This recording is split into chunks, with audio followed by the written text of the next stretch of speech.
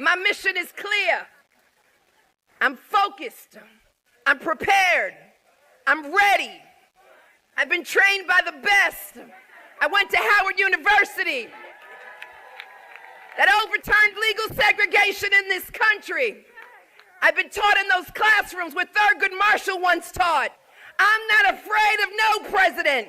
Donald Trump, we're ready for you. We're coming for you.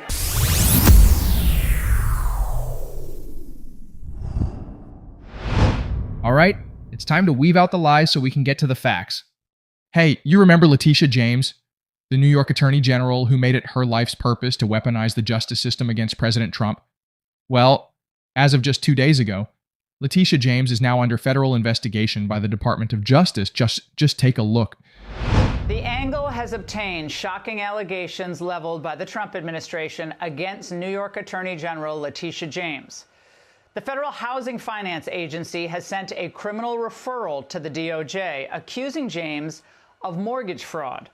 In a letter to Attorney General Pam Bondi, Director Bill Pulte says James appears to have falsified records in order to meet certain lending requirements and receive favorable loan terms.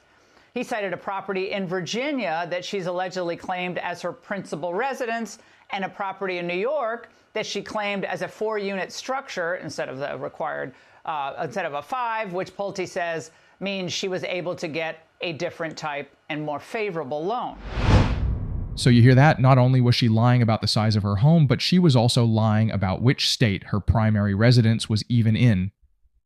And if you're a state-level elected official like Letitia James, that is a major problem. But take a look at this.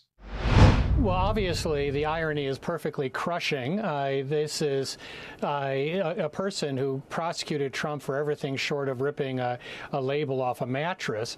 And among the charges that were brought in New York, in not just the civil but the criminal case, was making false or misleading statements to financial institutions. And one of these sections, Section 1014 of the federal code, is prosecuted. It took me about 60 seconds of a search to find cases that the Department of Justice brought against people who falsely claimed that property was their principal residence in order to get loans. So this is well-tread areas for the Justice Department. As for James, if we apply the Letitia James standard that she created, there'd be little question here. This seems pretty straightforward. What the administration is saying is this was not her principal residence. In fact, as a New York elected official, she had to say that her principal residence was in New York. This was an out-of-state residence. But also, they claim that in some of these forms, she actually states that her father is her husband in order to file as a married couple. Yeah, you just can't make this stuff up. This is the person that weaponized the justice system against President Trump for years. She didn't even live in the state that she was elected to represent, and she's been lying about being married to her own father in order to dodge taxes. Absolutely unbelievable. But back to the video. These are misleading statements. Either it's your principal residence or it's not. Or it's not. Either you're married to your father or he's your father. So they can this can satisfy the Thompson standard. Yeah, well, Jonathan, we reached out to the DOJ, and they have no comment on this referral. We also reached out to Attorney General James, who did not respond to us either. So, again, everyone wants the best interest rate you can get. I understand that. But, she's a lawyer. She knows that when you sign a mortgage application, that mortgage application, if you're borrowing money, if you're not borrowing money, nobody cares whether it's your principal residence, except, where you file your taxes. But she decided to state that that was her principal residence, knowing it was not her principal residence. I didn't even know she had property. I mean, I guess she had property in Virginia and she has rental or investment property in New York. That's fine. But in the New York matter, to get the favorable rate, the building could only have 4 units. But it looks like the entirety of this building, it had 5 units, meaning it was in violation of the actual loan agreement. And again, This is not a novel application of the law, Jonathan. As you stated during the persecution of Donald Trump, she was using all these novel applications of law to go after him. This isn't novel. This is a black and white issue. You either did or you didn't. Right, and this has been prosecuted in the past. Now, we have not heard her side of this, but these documents themselves are quite damning. It's hard to see how the residences listed were her principal residence. The business about her father is just bizarre. Yeah, bizarre to say the least, but also hypocritical and very illegal. Let's not forget, Letitia James made her entire career off of one thing: going after President Trump. She ran on it. It was her campaign promise. She literally pledged to take down a private citizen for political gain. And now that same woman is under criminal investigation for mortgage fraud, residency fraud, and tax fraud. Letitia James's accusations of financial fraud against President Trump now mirror her own alleged deceptive practices. So really, all of this exposes her for what she truly is: a political hack who leveraged the justice system to settle personal and ideological beef. And so at this point, we all know for an absolute fact that what Letitia James did against President Trump was lawfare, a bunch of corrupt prosecutors and attorney general targeting conservatives, weaponizing the law, and eroding every last ounce of public trust in our institutions.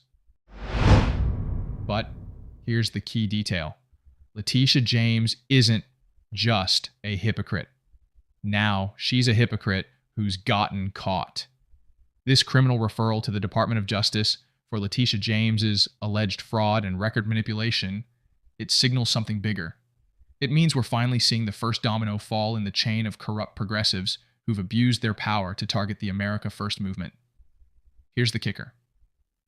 Everything we're talking about here with Letitia James, it's not some secret evidence locked away in a safe that none of us are ever going to be able to see. All of the information is publicly available. Mortgage records, tax documents, residency filings, everything here is black and white. We know for a fact that she claimed her primary residence was in Virginia, Virginia. Meanwhile, she was serving as an elected official, the Attorney General in New York. That is not just improper. It's criminal. And why?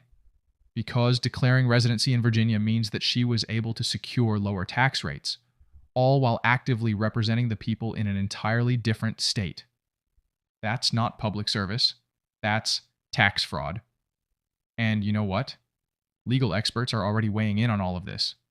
According to multiple sources, Letitia James could face up to 30 years in prison and a $1 million fine if convicted. Mortgage fraud, residency fraud, tax fraud, all of it.